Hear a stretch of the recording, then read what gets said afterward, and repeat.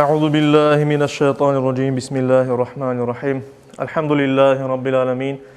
Ve salatu vesselamu ala rasulina Muhammed ve ala alihi ve ashabihi ecmaîn. Amma ba'd. Selamun aleyküm sayılı cemaat-i muslimin. İnşallah alımız daha da güzellik etti. Ona göre de biz yavaş yavaş buna başlayalım inşallah vaazlarımızı. Bu cumadan başlap vaazlar başlanar Kırım boyunca ve cuma namazlar tolusunun yapılacak. İnşallah daha da güzel günlerge yetermiz. Bugünkü vaazımızın ve hutbenin mevzusu cennet. Cennet müminlerini beklegen sonsuz nimet degen bir başlık. Bunun hakkında, cennet hakkında açık birkaç bilgi vermekten evvel cennet sözünün ne olganını birkaç sözle açıklamaga ister edim. Arapçada bilesiniz, sözlerin çokusu üç harfli tamirlardan peyda ola. Ve işte üç harf C ve ikiden yeni harfi cennet sözü. Arap dilinde gizli ya da kapalı kalmak manasına geliyor. Yani cennet Arapça gizli kapalı kalmak. Ve ona göre de bu sözden olan başka sözler, onlar da böyle gizli kapalı kalmak manasını bergen sözlerdir. Mesela biz bilemiz cin sözü var. Cin sözü yani gözge görünmegen, gizli kalgan bir kimse demek. Ve cennet sözü de aslında biz onu bahçe olarak, Arap dilinde bahçe olarak kullanılır ama öyle bir bahçe ki anda çok terekler olsa ve terekler tereklerinin pıtakları birbirinin içine kirelerdi. O tubunda, kolgelikte ne olganı görünmegen bir yer demektir cennet. Yani öyle terekler sık osken bir bahçe manasındadır Arap dilinde. Ve Kur'an-ı Kerim'de de ve bundan evvel başka işte peygamberlerin vaktlarında onlar da Sami halklardan olganı için cennet sözü yani insanların doğru hareket etkenden son Allah-u Teala mükafat olarak koyacakları bir yer olarak tasvirlenir. Ve Kur'an-ı Kerim'de de bu böyledir. Kur'an-ı Kerim'de cennet ya da çoklukla kelgen cennet sözleri aslında biz Kırım Tatar dilinde kullanganımız manada. Yani ahiret kelgenden sonra, bu dünya sonuna yetkenden son, kıyametke herkes hesabını bergenden son Allah-u Teala güzel kullarını cennetke koyacaktır. İşte bu cennetler nasıl olganı hakkında işte birkaç ayet ve hadisler getirerek anlatmaya istedim. En evvela Kur'an-ı Kerim'de zaten cennet sözü hem bir teklikte hem çokluk kullanan. Mesela Kur'an-ı Kerim'de şimdi okuyacağımız ayet-i kerimede olganı gibi cennet yani cennetler, bahçalar manasında, cennet bahçaları manasında da kullanıla. Yüce Rabbimiz Tevbe suresinin 72. ayet-i kerimesinde böyle buyura, estağfirullah. Va'adallahu'l mu'minina vel mu'minat. Allahu Teala vaade etti mümin erkişilerge ve mümin kadınlarga cennet bahçalarını. Tecri min tahtihal anhar. Onların tubundan, onların aşağısından ozenler aka. Yani ozenler akkan cennet bahçalarını vaade etken. Halidina fiha ve onlar anda ebedi kalacaklar. Ve bu bizim inancımızın bir parçası. Çünkü Kur'an-ı Kerim'de buyurula Peygamberimiz Muhammed Mustafa sallallahu aleyhi ve sellem bunun hakkında sık ve çok aytkan. Bu dünya fani olsa yani kıska tez geçken bir dünya olsa ahiret ise bakidir yani kalıcı onun sonu yok. Ebedi olarak de buyurula Kur'an-ı Kerim'de insanlar cennette ya da cehennemde kalacaklar. Yani bu dünyada yapkanlarına göre. İşte bu ayet-i kerimede görgenimiz gibi özellikler hakkında aytılar. Yani öyle sık bir bahçalık, terekleri çok olgan, kolgelik olgan bir bahçalık ve tubundan ya da aşağısından özellikler aka. Ve tefsirlerde geçecek ki hadislerge esasen bu özenlerde tertemiz su akacak. Bazı özenlerde bal akacak. Bazı özenlerden süt akacak. Bazı özenlerden şarap akacak. Ama öyle şarap ki buyurula Kur'an-ı Kerim'de ve Peygamberimizin sözlerinde o sarhoşluk vermiyor. Pek lezzetli, güzel ve ama sarhoşluk vermegen bir içimliktir de buyurula. Zaten şarap sözü Arapçadan tercüme etsek içilgen bir şey manasına geliyor. Asıl bütün bu ifadeler ve cennet hakkında başka olan ifadeler, sözler, onlar cennetin güzelliğini açıklamak için, anlatmak için bizge böyle aytılar. Çünkü biz aslında cennetin ve şu cümleden aynı şekilde cehennemin nasıl olacağını tasavvur edip olamayacağımız. Çünkü onlar bu dünyaya ulaşacak şeyler değildir. Tasavvur edip olamayacağımız. Bu Kur'an-ı Kerim'de ve Peygamberimizin sözlerinde anlatılar. Yani güzel sözler aytılar da biz onun güzel bir şey olganını bilemiz cennetin. Ama nasıl güzel olganını kavrap anlap olamayız. O kadar güzeldir. Yani o anda sadece barganlar onu görecekler inşallah. Ve niye için işte böyle bahçeler tereklerinin pıtakları birbirinin içine kırgen, kolgelik, suvu, özenleri çok olan bir bahçeler olarak anlatılar. Çünkü Kur'an-ı Kerim en evvela Peygamberimizin vaktinde yaşayan Araplarga kelgen edi. Ve onlarga cennetin güzelliğini anlatmak gerek edi. Bundan da gayrı bizler için de bu tasvirler güzel görüngen bir şeylerdir. Ama siz düşününüz ki bizler şimdi yaşaganımız geografiyada, coğrafyada terekler bayağı vardır, yani bahçeler her bir şey var ama Peygamberimiz vaktinde Araplar onlar yaşaydılar sahrada ve şimdi de Arabistan sahraları baranda da kumluk ya da taşlık terek yok anda. Ve insan 50 kilometre 100 kilometre kete bir terek bir şey yok. Sonra kore bir yerden bir su çıka ve o anda 2-3 terek var. Ya da 2-3 çegem var ya da 2-3 işte böyle ufak ösümlükler var. Ve onun yanına gelgende eğer de bir o vakta yaşayan Bedevi ya da Arap böyle sımsık pıtakları iç içine kırgen, suyu bol olan bir yerini görse gerçekten de onun yani ona pek hoş geleydi bu. Ve ona göre de düşününüz ki nasıl tesir edi o vakitteki adamlarga yani böyle bir sözler. Ve ona göre de biz bunun böyle yakınlaşık olan yani tahmin etilgen olarak yani bizi anlamamız için Allah-u Teala böyle anlatır. Ama aslında biz anda barsak onun bu dünyada hiçbir şeyge oşanmağını, o kadar dülber olganını anlarmız. İşte cennetin dereceleri olganı anlatılar. Yani hem cehennem de öyle anlatılar hem de cennet öyle anlatılar ki onun bazı bir dereceleri var. Ve insan bu dünyada yapkanlarına göre daha yüksek ya da daha alçak bir dereceni kazanacak. En yüksek derecede peygamberler, Allah'ın en güzel kulları, onların peşinden ketken sıddıklar, salihler ve şehitler olacak. Kur'an-ı Kerim'de buyurulganı üzere. Bukhari'de geçken bir hadis-i şerifte Peygamberimiz sallallahu aleyhi ve sellem böyle buyura. Cennette 100 derece var diye. Allah onların onun yolunda cihat etkenler için hazırlagan. Yani Allah'ın yolunda kureşken, tırışkan kimseler için hazırlagan. Her iki derece arası kokten yer arası kadardır. Yani pek büyük bir yani mekanlar deyip buyururlar hadis-i şerifte. Ayetlerde de farklı adlarla cennetin kısımları anlatılır. Mesela bazı ayetlerde Naim cenneti deyip buyururlar. Hutbede okulacak ayet-i kerimede. Ya da mesela Adn cenneti.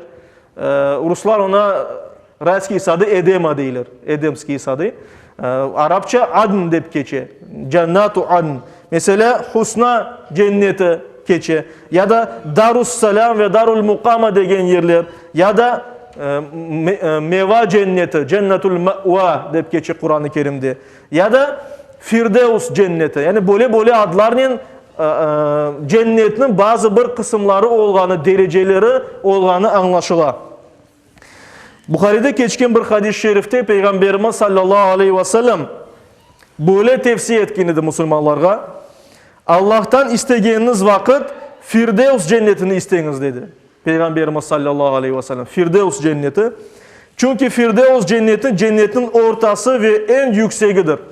Firdevs'te cennet özenleri doğa yani çıkıp başlay deyip buyurgan Peygamberimiz sallallahu aleyhi ve sellem. Ona göre ya Rabbim bizni cennetke yetiştir, öz razılığına yetiştir, cennetke yetiştir, Firdevs cennetin nasip eyle diye dua etmek mümkün. Çünkü bu Peygamberimiz Muhammed Mustafa sallallahu aleyhi ve sellem'in tavsiyesidir.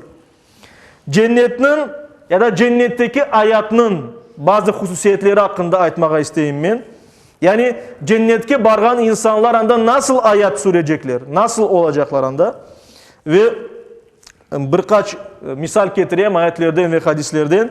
Birinciden cennette bir insan için anda bargan Müslüman için canı istegeni olacaktır. Yani ne istese o olacaktır onun için de buyurula.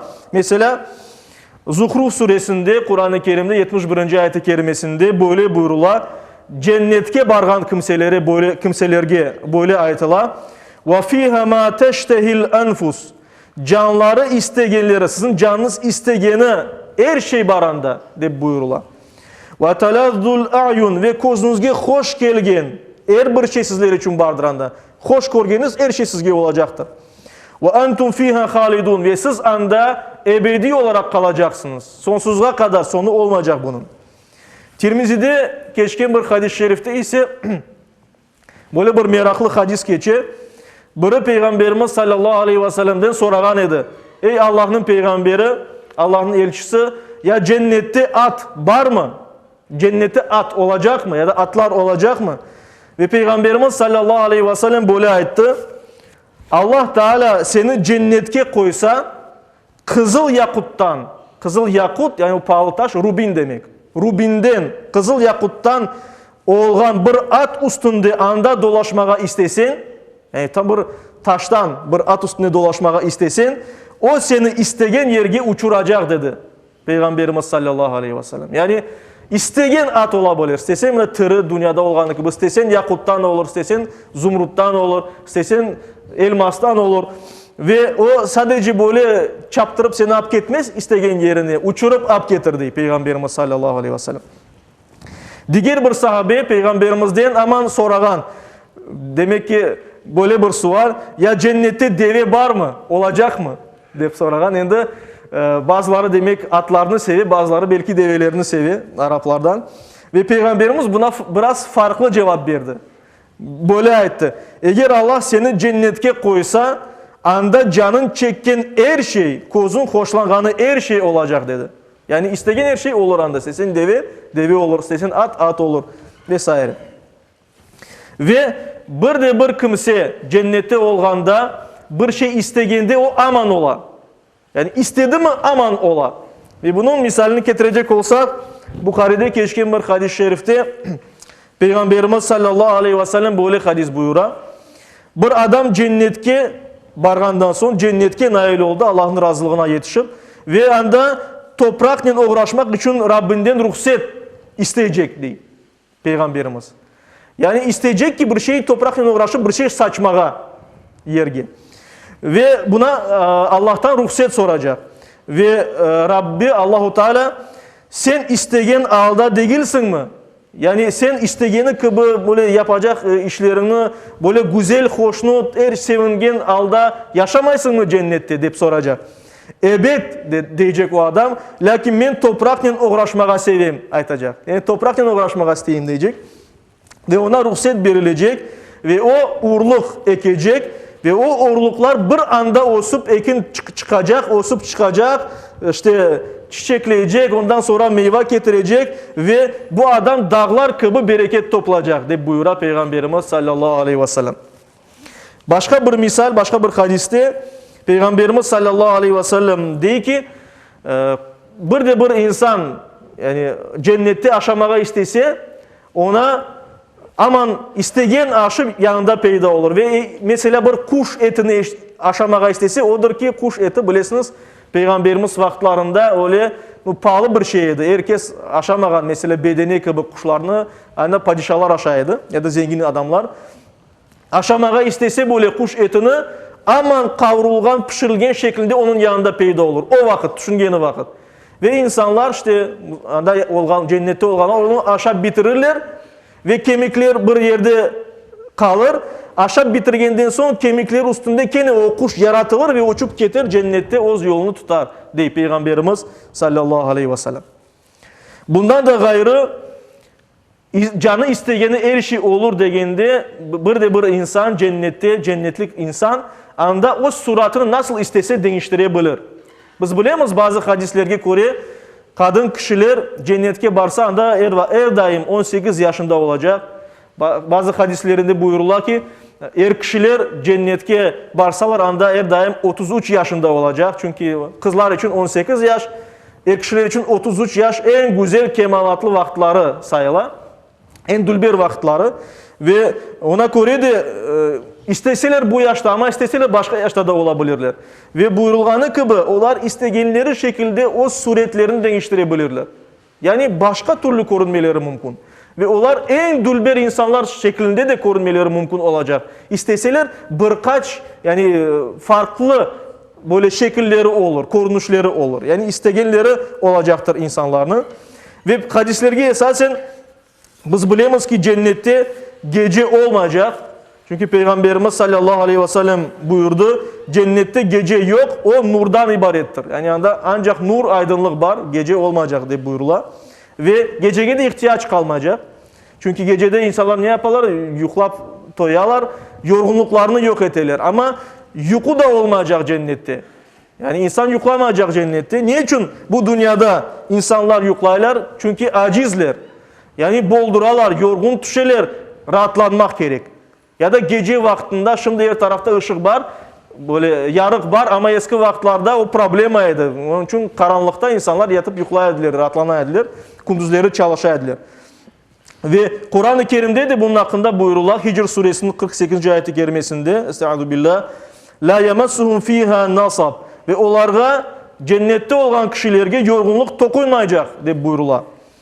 Peygamberimiz sallallahu aleyhi ve sellem işte o hadisinde böyle buyurgan. Peygamberimizden soraganlar cennet halkı yuklayacak mı diye soradılar. Peygamberimiz sallallahu aleyhi ve sellem buyurdu. Yuku ölümün kardeşidir dedi.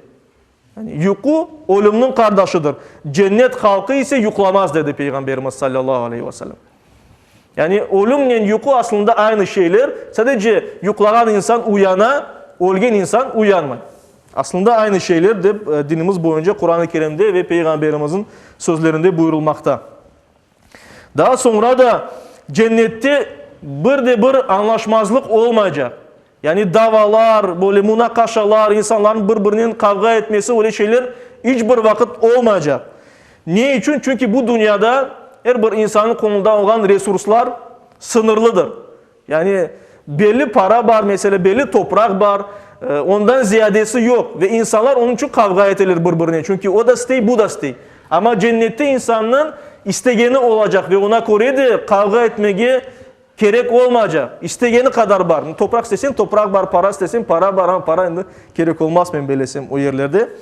Gene de cennette insanın nefsi olmayacak. Çünkü nefs insanın canı daha da çok istegen bu insanın da içindeki instinktler onlar bu dünyada insana verildi. Onun yaşap olması için. Çünkü insanın içinde nefs olmasa o pek de yaşamaya da istemez, başka şeyler de yapmaya istemez. Ancak kulluk eder, namaz eder, oruç tutar vesaire. Ama Allah-u Teala nefs verdi ki insan yaşap olsun bu dünyada. Cennette o bir dünyada ise nefs olmayacak ve ona göre de insanlar birbirinin böyle kavga etmeye temeli olmayacak. Demek ki istekleri de olmayacak.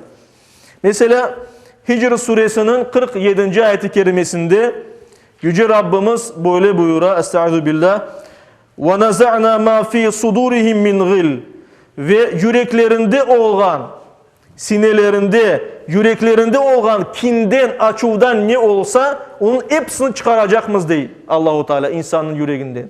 Yani açuv, kin, böyle sabırsızlık öyle şeyler olmayacak insanın yüreğinde. İhvanan, ağa kardeş olacaklar değil. Cennette insanlar ağa kardeş ya da tata kardeş olacaklar. Ala sururin mutakabilin ve onlar o tahtlarında karşı karşı oturup o işlerini görecekler diye buyuruyor Kur'an-ı Kerim'de. Diğer taraftan insanlar cennette her vakit bahtlı ve şanslı olacaklar. Saadetli olacaklar. Anda onlar için keder ya da sıkıntı olmayacak. Problemler olmayacak. Onun için böyle kederlenmeye de sebep olmayacak. Ali İmran suresinin 170. ayet-i kerimesinde Yüce Rabbimiz böyle buyuruyor. Estaizu billah. Ferihine bima atahumullahu min fadlih. Allah öz faziletinden, öz ikramından bergenlerine sevinecekler cennette olan kimseler. Ve yestabşiruna billezine lem yelhaqu bihim min halfihim ve arkalarından da onlara yetişip gelmegen cennetke keleyatkan adamlarga böyle müjde verecekler cennette endi olan kişiler.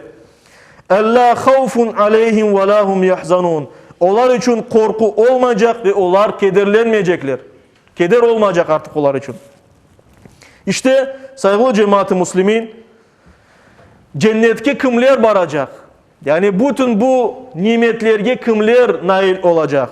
Ayetlerde buyurulganı üzere iman etken, salih ameller işlegen, Allah'ın buyruklarını yerine getirgen ve Allah'ın razılığına yetken kimseler cennetke baracaklar. Her birimiz bilemiz, bu dünya imtihan yeridir. Ona göre de çalışıp, tırışıp Allah rızasına, razılığına yetmek gerekmiz ki cennet kapıları bizler için açılsın, cennetini kazanayak. Ve bunu da aytmak gerek ki cennet bir bedel karşılığında kazanılar. Biz bir şey yapmak gerekmiz, bir şey vermek gerekmiz ki cennetini kazanayak. Ama bunda bir nüans var. Bizde olan her şey Allah'tandır. Ona göre Allah bizge beri ve biz Allah bergenimizni berip cennetini kazanamız. Demek ki bunda bizim böyle yapkanımız daha azdır. Allah'ın yapkanı ziyadedir. Allah'ın lütfunen Allah bizge yani bizni doğru yolga iliştirip cennetke alıp bara. Yoksa biz yapkanlarımızdan değil. Bunda birkaç ayet-i kerime aytmak isteyeyim. Tevbe suresinin 111. ayet-i kerimesinde Allah-u Teala böyle buyura. İnna Allah ashtara minel mu'minina anfusahum ve amwalahum bi enne lehumul cennet. Hiç şüphesiz hakikaten Allah-u Teala mümin kişilerden, inangan kimselerden ve doğru ameller yapan kimselerden onların canları ve malları karşılığında onlara cennetini satıp alıp bere de buyururlar Kur'an-ı Kerim'de. Demek ki cennetini kazanmak için biz canımızla ve malımızla Allah'ın göstergen yolda hareket etmek gerekmez. Eğer böyle yapsak, tırışsak o vakit cennetini kazanmak mümkünmüz. Bundan da gayrımına yakınlaşayındı mübarek gecelerde Miraç gecesi. Mart'ın 10'unu 11'ine bağlayan bir gecedir bu. Ve biz bilemiz ki Miraç gecesinin bazı hediyeleri var. Peygamberimizge emretilgen edi. Namaz kılmak, amener Rasulü kelgen edi ve cennetke iman etken her kimsenin Allah-u Teala'ga iman etken her kimsenin cennetke baracağı hakkında haber. Müjde. Yani kimde iman olsa yüreğinde ne kadar günahkar olsa da imanı zerre kadar olan kimse cezasını cehennemde görecek ama sonunda cennetke baracaktır deyip biz bilemiz dinimizge. Çünkü Peygamberimiz bizge bunu anlattı. Ve Peygamberimiz sallallahu aleyhi ve sellem öz hadisinde buyurganı gibi en son cennetke girecek insanın alı böyledir ki o gelip görecek ki işte o cezasını görgenden son cennetke bar diye buyuracak ona Allahu Teala. O baracak cennetke ona görünecek sanki yer kalmadı anda cennette. Ve o aytacak Allah'ım Rabbim bunda yer kalmadı benim için. Ama Allahu Teala ona aytacak yok. Sana bu yaşayan evvel yaşayan dünyamızın 10 katı var aytacak. Ve istegen her şeyin anda olacak diye buyura. Ve böylece en az mükafat algan kimsenin dünyanın 10 katı kadar verilgeni buyurula bu hadis-i şerifte. İşte saygılı cemaat-i muslimin ona göre daha da ziyade hayırlı işler becergen kimselerinin alı ne kadar daha da güzel olganı siz özünüz endi düşünersiniz. Biz ayttık ki cennet ibadetlerinin karşılığı değil, imanın hediyesidir. Ve bunda kısaca aytacak olsak Yüce Rabbimiz bir hadis getireyim de bu mesele anlaşılsın. Muttefakun aleyh olgan Bukhari ve Müslim'de geçken bir hadis-i şerifte Peygamberimiz sallallahu aleyhi ve sellem buyura sizden hiçbirinizni öz ameliniz kurtaramaz diye. Sizin yapkan namazlarınız, orazalarınız özleri bu yapkan ibadetleriniz sizni kurtaramaz diye. Cehennemden ve cennetke alıp bara almaz. Ve Peygamberimizden soradılar sizni de ameliniz kurtaramaz mı? Yani ey Allah'ın peygamberi bizden en çok sen ibadet etesin. Seni de kurtaramaz mı yapkan senin ibadetlerin? Ve Peygamberimiz ayette evet beni de kurtaramaz. Beni de kurtaramaz ancak Allah beni rahmetine çevirip korçalamakta değil. Allah'ın merhametine biz cennetke bararmız. İşte saygılı cemaat-i muslimin Yüce Rabbimiz her birimizge onun doğru yolunda olmağa iman etken kimselerden olmağa nasip eylesin. En esası imanımızı gayip etmeden ömrünün sonuna kadar Müslümanca yaşamağa nasip eylesin. Yüce Rabbimiz yollarımızı doğrulasın. Esselamu Aleyküm ve Rahmetullah.